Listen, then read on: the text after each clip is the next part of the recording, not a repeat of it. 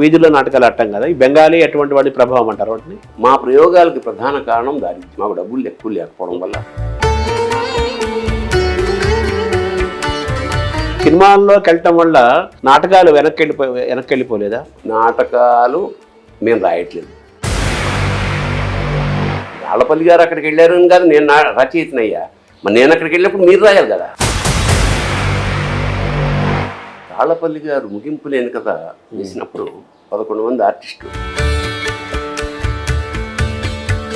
అప్పులు పాలైపోయాడు. ఆయన ఒంట్లో సోఫా కమ్ బెడ్ని సైకిల్ మీద ఎక్కించుకు తీసుకెళ్ళిపోయాడు. నాకు ఇది జరగాల్సిందే అన్నాడు. అది నేను ఎందుకు పుచ్చుకుంది.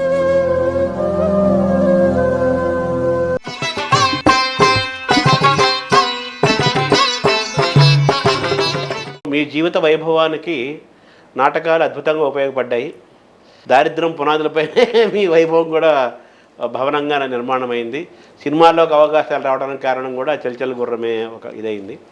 అయితే మీద ఈ బెంగాలీ ఆయన బాదల్ సర్కార్ యొక్క ప్రభావం మీపైన ఏమైనా ఉందా? బెంగాల్ నాటకాలు ఏమీ లేదు. కారణం, బెంగాల్ నాటకాన్ని నుంచి అత్తిలి కృష్ణారావు గారు రాసిన దూరేగింపు నాటకం ఒక్కసారి చూసినాక నాకు టెక్నిక్, బికాజ్ ఆల్రెడీ మేము western theatre, surrealism, Dadaism, theatre of the absurd అవన్నీ మాకు అవగాహన అయిపోయింది బాగా. ఇక మేము అటువైపు వెళ్తున్నాం. మాకు ఇంకా మిగతా అంతా మామూలుగా అనిపిస్తుంది, నథింగ్. ఈ క్రమంలోనే థియేటర్ ఆఫ్ ద పూరు ఈ నాటకం చూసాం. చాలా తేలిగ్గా నేను అడాప్ట్ చేసేసుకోగలిగాను. అయితే తమాషా ఏమిటంటే, వీధి నాటకాలు ప్రొసీనియం థియేటర్ అంటారు, రంగస్థలంలో వేసే దానికి సహజమందరూ కుదరవు. బట్ ఈ గోగ్రహణ టెక్నిక్ ఏమిటంటే, అది వీధి నాటకంగా వేసాం, ప్రొసీనియం థియేటర్లో వేసాం, దానిలో జానపద పాటలు యాడ్ చేసి జానపద నాటకంగా కూడా వేసాం. అలాగా కొనసాగామన్నమాట. సో ఈ ప్రభావం వల్ల నేను షార్ట్ ఫిల్మ్స్లో కూడా సర్రియలిజం దాన్ని నేను ప్రవేశపెట్టగలిగాను. ఇప్పుడు నేను వేయబోయే పంజరంలోకి కూడా అబ్స్ట్రాక్ట్ నాటకం. అంటే మానవుడి మనస్సులో ఉండే భావాలు. ఇప్పుడు ఒకటి సత్యం, మనమందరం ఒకళ్ళం కాదు, ఇద్దరం. ఎంత ఇద్దరం అంటే ప్రతి క్షణం మన ఇద్దరం. లోపల వాడు ఉంటాడు, బయట వాడు ఉంటాడు. ఇందులో మంచివాడు ఉంటాడు, చెడ్డవాడు ఉంటాడు, తారీఖుడు ఉంటాడు, రకరకాల. ఈ సర్రియలిజం గురించి నన్ను అడిగినప్పుడు నేను ఒక బాగా అందరికీ అర్థమయ్యే ఒక ఎగ్జాంపుల్ చెప్పాను. సిరా అని తీశా. కొంతమంది అర్థం కాలేదంటే వాడికి ఏమీ తెలియదు అనుకుంటారు, బ్రహ్మాండం అన్నారు. కొంతమంది అర్థమైంది, కొంతమంది అర్థమైందని నటించారు. త్రివిక్రమ్ శ్రీనివాసు, పరశురు బ్రదర్స్ అందరూ మాట్లాడి వెళ్ళిపోయిన తర్వాత ఈయన వచ్చి, అరే మిస్ అయ్యాడు, సభ ఇంకా జరగల, వచ్చాడు. అందరూ మాట్లాడుతున్నారు, అద్భుతంగా ఉంది అది ఇది. వెంటనే స్టేజ్ మీదకి వచ్చి, ఇలాగా ప్రయోగాలు చేస్తున్న భరణికి నేను 1,25,000 అనౌన్స్ రేపొద్దున తీసుకోవాలి. సరే అన్నాడు కదా. మరి అతను చూడలేదు నా సినిమా, షార్ట్ ఫిల్మ్. అందరూ వెళ్ళిపోయి ఈయనకి మళ్ళీ వేశా. బిగుసిపోయాడు. దీనికి నేను 1,25,000 ఇచ్చింది అని అనుకున్నాడు, కానీ ఇచ్చాడు పాపం అన్నాడు. అట్లాగా ఇవి అర్థం కావట్లేదు సార్ అన్నాడు. నీకేం అర్థమైంది? మీ ఆవిడ అర్థమైందా? నువ్వు అర్థమయ్యావా? మీ పిల్లలు అర్థమయ్యారా? మొత్తం చుట్టుపక్కల సమాజం అర్థమైందా? మబ్బులు అర్థమయ్యా? మబ్బులు అర్థం కావు. ఎందుకు? నువ్వు బెంగగా ఉంటే మబ్బు బెంగగా ఏదో విజువల్ వస్తుంది, నువ్వు ఆనందంగా ఉంటే మబ్బు పక్షిలా ఎగురుతున్నట్టు కనిపిస్తుంది. సో యద్భావం తద్భవతి. అర్థం కావు. కానీ ఏదో అర్థం కాని ఒక స్వప్నావస్థలో మనిషి నిరంతరం ఉంటాడు. దానికి నేను ఎగ్జాంపుల్, ఒక అత్తగారు ఒక కోడలు ఉన్నారు. అత్తగారు కోడలు వచ్చినప్పుడు రాచి రంపాన్ని పెట్టేస్తాను. అసలు అమ్మాయి షాక్ అయిపోయింది, ఇది ఎక్కడ బాబు అని. ఒక దశలో చచ్చిపోతే బాగుండు, అందుకు కూడా తిట్టుకుంది. దేవతలు కరుణించారు, తదాస్తన్నారు. సడన్గా ఒక రోజు అత్తగారు పోయింది. అప్పుడు అత్తగారిని అప్పటిదాకా అత్తగారిని ద్వేషించిన కోడలు ఏం చేయాలి? భరతనాట్యం చేయాలి, డ్యాన్స్ చేయాలి. కానీ ఏం చేస్తుంది, "ఆ, ఎప్పుడు ఒక మాట అన్నా కడుపులో పెట్టి చూసుకుందమ్మా" అంటుంది. అంటే అబద్ధం. సో ఇలా మనసులో ఉండే అసలు విషయాన్ని బహిర్గతం చేసి సత్యాన్ని ప్రదర్శించేదే ఈ సరియలిజం, ఈ ఇజాలని. అందుకు రియలిజము సర్ రియలిజము. అలాగా అంచేత ఆ ధోరణి నాకు బాగా నచ్చి అందులో షార్ట్ ఫిల్మ్స్, నెక్స్ట్ నాటకం కూడా ఆ ఛాయలుండే నాటకం చేద్దామని సంకల్పం. అంటే మీ నాటకాల్లో మీరు ఎక్కువ విలన్ పాత్రలు ఎక్కువ పోషించారా? ఎలాగ చూడాలి? నేను జనరల్గా విలన్ అంటే నాకు ఇష్టం. సినిమాల్లో అయినా నాటకాల్లోనైనా. గార్ధపాండంలో విలన్ చేశాను, చెల్చెల్గులంలో కామెడీ క్యారెక్టర్, జంబూ ద్వీపంలో నేను అసలు వేషమే వేయలేదు. ఎందుకంటే సినిమాకి వెళ్ళిపోయాం కాబట్టి నా మూగవాడి వేషం ప్రసాద్ రెడ్డి వేసాడు. అట్లా అన్ని దాంట్లోనే కాదు, విలన్ అంటే నాకు ఇష్టం, కానీ నేను అన్ని పాత్రలు చేశాను.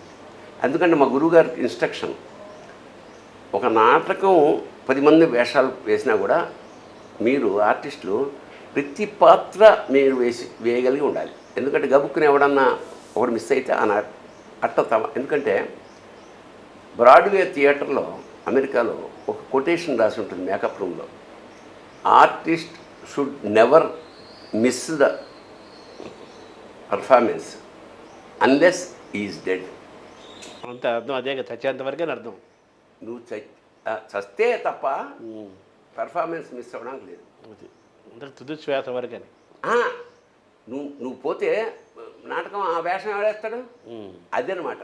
అంత చేత రిహార్సల్ కానీ పర్ఫార్మెన్స్ కానీ అనౌన్స్ చేశాక మిస్ అవ్వడానికి లేదు. అలాంటి సంఘటన మాకు జరిగింది. రాళ్లపల్లి గారు అడపా వచ్చి వెళ్తుండేవాడు, ఆశీర్వదిస్తుండేవాడు. అది బాగుంది. మేము ముగింపు లేని కదా మళ్ళీ పరిషత్లో కట్టాం. అది నాటకం 2 గంటలు. ఈ 2 గంటల్లో గంట సేపు రాళ్లపల్లి గారు మాట్లాడతారు. అంత పంచులు అవన్నీ ఉంటాయి. ఆయనకి చెల్లింది.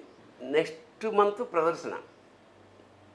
మేము అక్కడ ఉన్నాడో ఎప్పుడో వస్తాడో, మేము రిహార్సల్స్ కంటే ప్రిపేర్. ఆయన పాత్ర మాత్రం నేను చేస్తూ ఏదో సడన్గా బాంబే వేసాడు, unable to come, God bless you అంటే నేను రాలేకపోతున్నాను, మీరే మేనేజ్ చేయండి అని నా గుండెల్లో రాయబడింది. 7 రోజులే ఉంది. నేను అప్పుడప్పుడు చేసే పాత్రని ఇప్పుడు ఫుల్ ఫ్లెడ్జ్డ్గా చేయాల్సి వచ్చింది. సో గంట సేపు, 2 గంటల్లో గంట సేపు మాట్లాడతాను నేను. మాట్లాడి మొత్తానికి నాటకం మామ అనిపించాం. 2-3 జోడలు కూడా వేశాం. బట్ నాకు బెస్ట్ యాక్టర్ ఇచ్చాను. వెంటనే మా గురువుగారు వచ్చాక ఆ కప్పు తీసుకెళ్ళి ఆయన పాదాల దగ్గర పెట్టి, ఇదే మా గురుదక్షిణ మీకు. కన్యాశుల్కం కూడా మీరు పోషించారు కదా? కన్యాశుల్కంలో నేను వేయలేదు, బట్ కన్యాశుల్కం నాకు పిచ్చి, ప్రీతి. కన్యాశుల్కం నాటకాలు ఝాన్సీ మీరు వాళ్ళు అప్పుడు నేను లేను. కన్యాశుల్కం నేను వేయలేదు, బట్ కన్యాశుల్కాన్ని సినిమా తీద్దామని ఒకసారి విజయనగరంలో అనౌన్స్మెంట్. అంటే ₹2 కాదుగా, కోట్లు కావాల్సి వస్తుంది. ఎవరైనా ప్రొడ్యూసర్ ముందుకు వస్తే కన్యాశుల్కాన్ని నేను డైరెక్ట్ చేద్దామని నాకు కోరిక ఉంది. కానీ మధ్యలో టీవీ దీంట్లో అవసరాలు శ్రీనివాసన్ గిరీశంగా పెట్టి ఎవరో చేశారట. మరి అంతవరకు అవి అయిపోయిందట. బట్ నేను కూడా అవసరాలనే బట్టి చేద్దామనుకున్నా అప్పట్లో.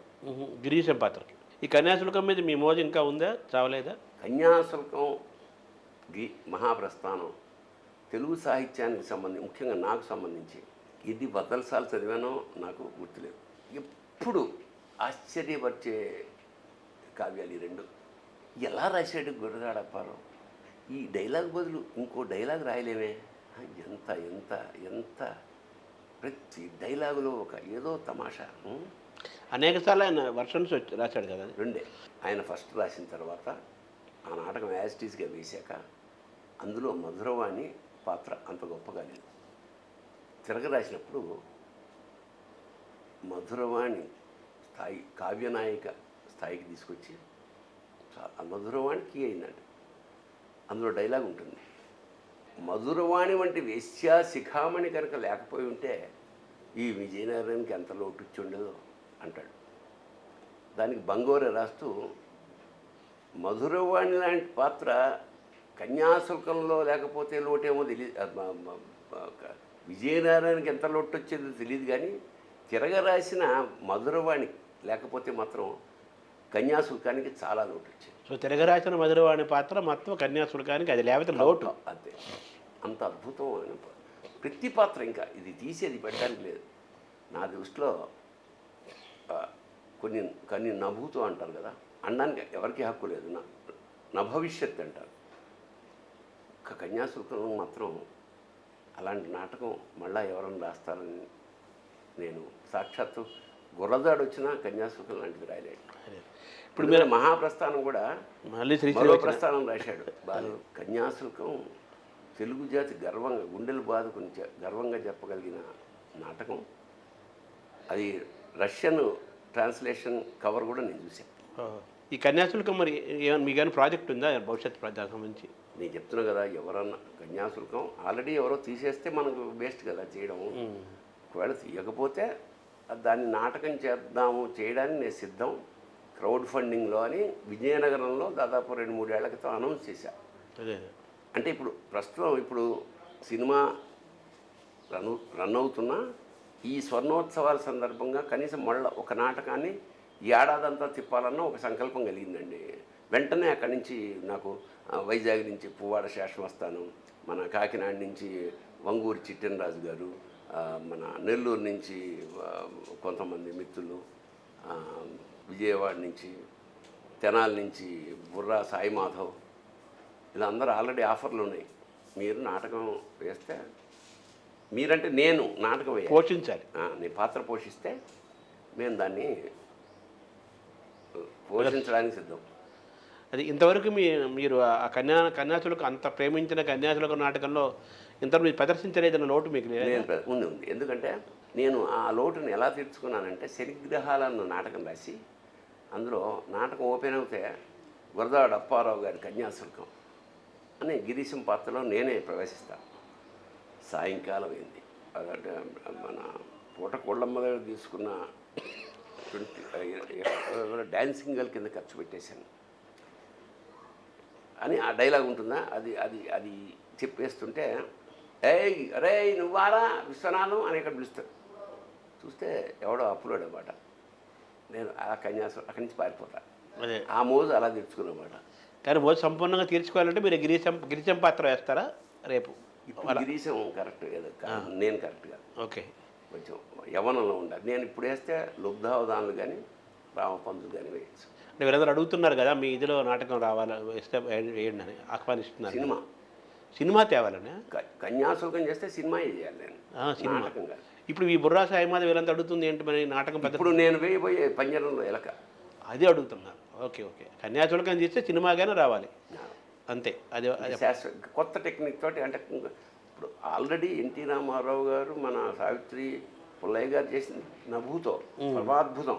ఇప్పుడు మీరు ముద్రం లాంటివి, అలాగే గ్రహణం లాంటివి అవన్నీ మీరు చాలా సెల్యులాయిడ్లోకి తీసుకొచ్చారు. ఆ తృప్తి తీర్చుకొని చలంకి నివాళులు ఇచ్చారు.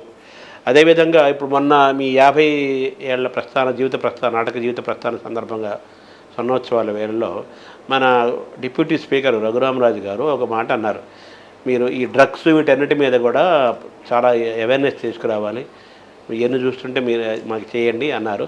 అలాగే వాళ్ళు అక్కడ త్వరలో చేయబోయే ఆ మందిరం కూడా మీ నాటకంతో ప్రారంభించారనుకున్నారు. స్థలాన్ని మా నాటకంతో ప్రారంభిస్తాను. సో నాజరు, ఈ సందర్భంలో నాజర్ను తలుచుకుందాము. ఆయన నాటకరంగం నుంచి వచ్చిన వాడే. మిమ్మల్ని మొత్తం చూసి ఎన్నివాళ్ళ మీద అనుభవించి మిమ్మల్ని పరిశీలించి నాకు మీరు గురువు అని చెప్పేసి డైరెక్ట్గా అనౌన్స్ చేసేసాడు పబ్లిక్గా. అది మీకు ఏమనిపిస్తుంది సార్? అది ఆయన సౌజన్యం, ఆయన గొప్పతనం. ఎందుకంటే అతి తక్కువ మంది, మాకు మాతృదేవోభవలో మా పరిచయం ఇవాళ దాకా కొనసాగింది. తమాషా ఏమిటంటే మీ ఇద్దరం మాట్లాడుకున్నప్పుడు సినిమా తప్ప అన్నీ మాట్లాడుకుంటాం. Poetry, sculpture, painting, Telugu culture, అతను తమిళ కల్చర్, మధ్యతరగతి జీవన విధానం, మధ్యతరగతి ఫుడ్డు.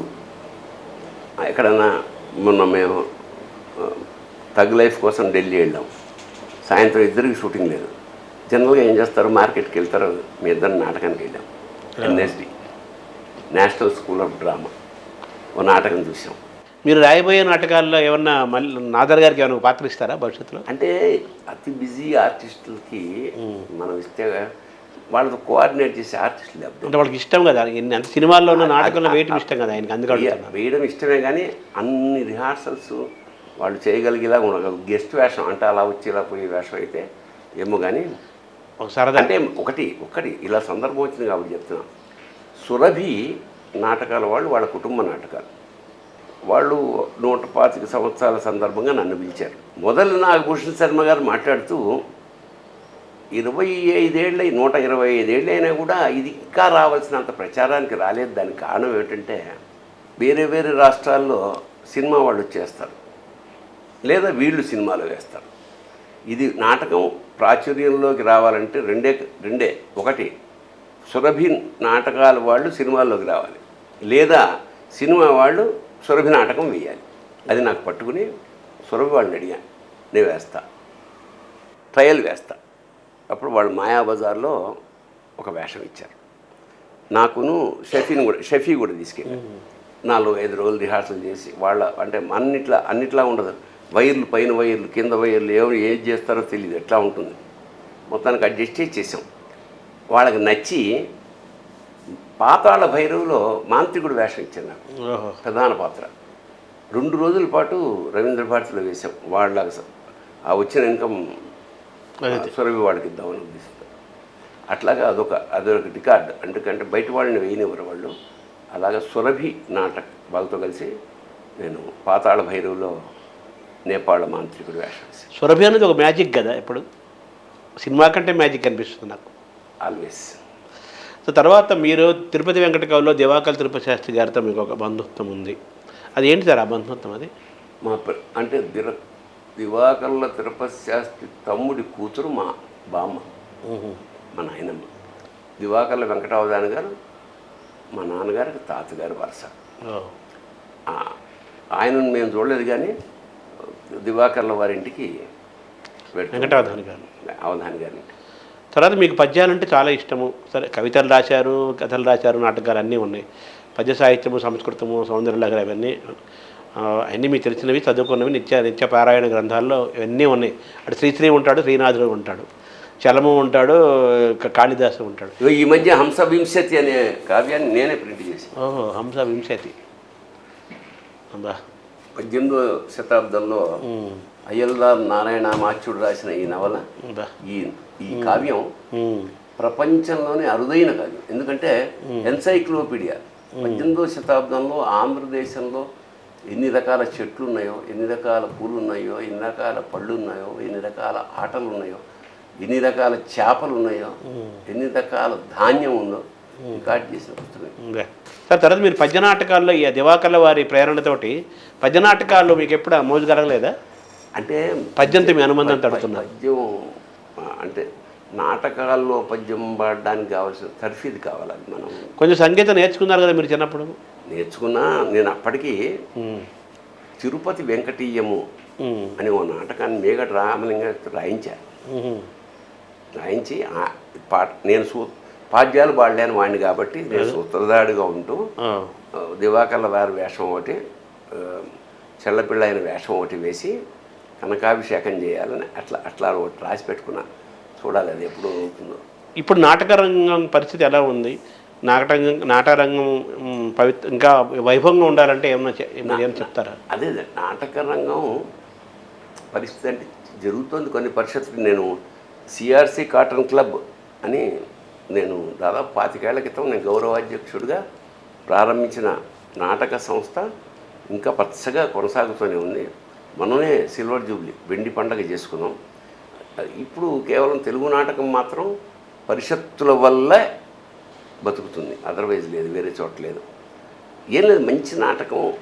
అదే ఇప్పుడు నా ఉద్దేశం ఏంటంటే సినిమా చేస్తూ నాటకం పట్ల ప్రజల్ని కమర్షియల్గా ఆకర్షించాలి అని ఒక సంకల్పం అయితే కలిగింది.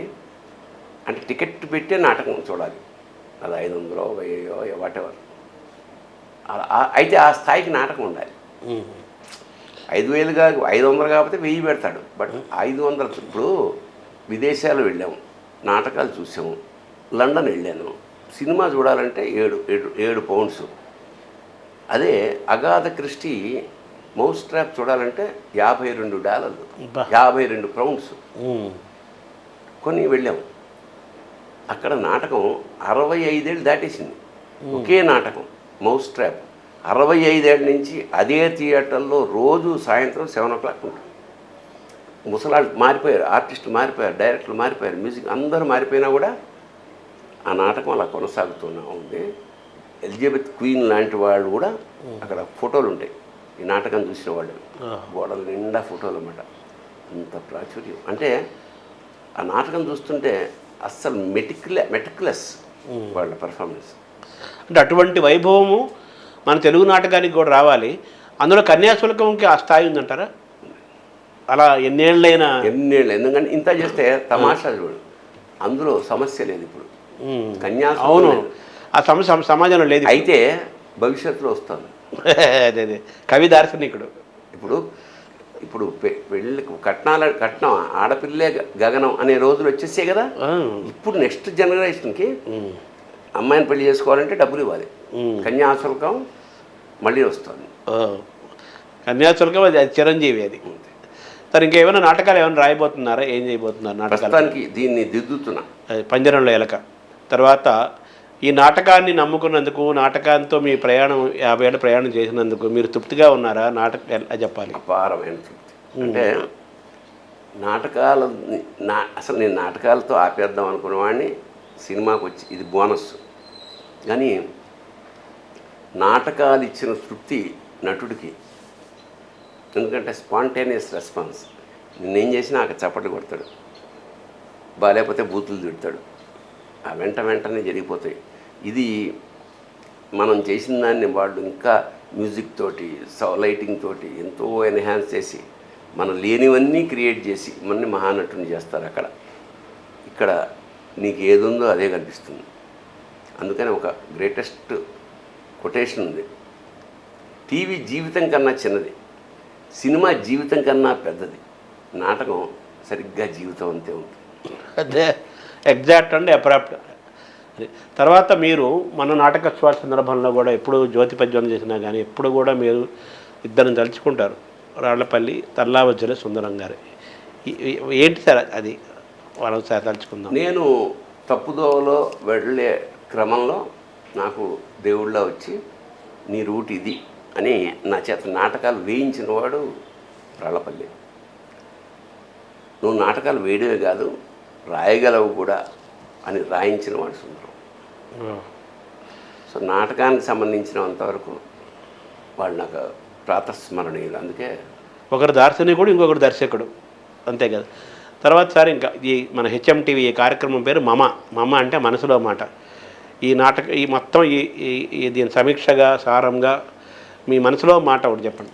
నాటకం వేసిన ప్రతి వాళ్ళు, నాటకంలోంచి వచ్చిన ప్రతి వాళ్ళు, అంటే నేను పిలిచిన చీఫ్ గెస్టులు ప్రకాష్ రాజు, నాజర్ లాంటి వాళ్ళు కూడా అదొక తెలియని ఆకర్షణ.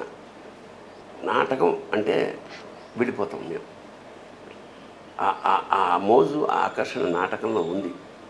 కాకపోతే నాటకంలో చాలా ఆర్థికమైన మేనస్సులు ఉంటే ఉండొచ్చు కాక, కానీ నేను నాటకాలను కూడా వేశాను అని చెప్పుకోవడంలో ఒక కిక్కు ఉందని నేను మనస్ఫూర్తిగా భావిస్తూ, సినిమాల్లోకి వచ్చే ప్రతి వాళ్ళు కనీసం ఒక 10 నాటకాలు వేస్తే వాళ్ళ పెర్ఫార్మెన్స్ మెరుగుపడే అవకాశం ఉంది. అది మీకు అనుభవమైంది. భవిష్యత్ తరాల వాళ్ళు సినిమాలకు వెళ్ళినా కూడా అప్పుడప్పుడు నాటకాలు వేస్తుంటే మన లోపాలు మనకు తెలుస్తాయి. మనం జనంతో ఇమ్మీడియట్ ఇంటరాక్షన్ కాబట్టి సినిమాలో తెలీదు రిలీజ్ అయితే, కానీ ఇమ్మీడియట్ ఇంటరాక్షన్. నవ్వకపోతే ఓహో మనలో లోపం ఉందన్నమాట, చప్పట్లు కొట్టకపోతే మనలో ఒక లోపం ఉందన్నమాట, చప్పట్లు కొడితే ఏదో మనం బాగా చేసాం అనమాట, మన మూమెంట్. అలాగా భవిష్యత్ తరాల్లో ఎవరైనా సినిమాల్లోకి వెళ్ళిన వాళ్ళు ఖచ్చితంగా నాటకాలు కనుక ఒక 10 వరకు వేస్తే వాళ్ళ నటన మెరుగుపడి అద్భుతమైన భవిష్యత్తు ఉండే అవకాశం. లండన్లో తెలుగు నాటకం ప్రదర్శించబడాలన్నదే మీ యొక్క మహాసంకల్పం, ధ్యేయం. మీ ధ్యేయం. అది పంజరంలో చిలక అది ఏదో ప్రస్తుతానికి పంజరం ఎలక, అక్కడికి వచ్చేటప్పుడు పంజరం మారిపోవచ్చు, ఎలక మారిపోవచ్చు. బట్ నాటకం మాత్రం లండన్ షేక్స్పియర్ వేసిన చోట వేస్తాం. Thank you. ధన్యవాదాలు.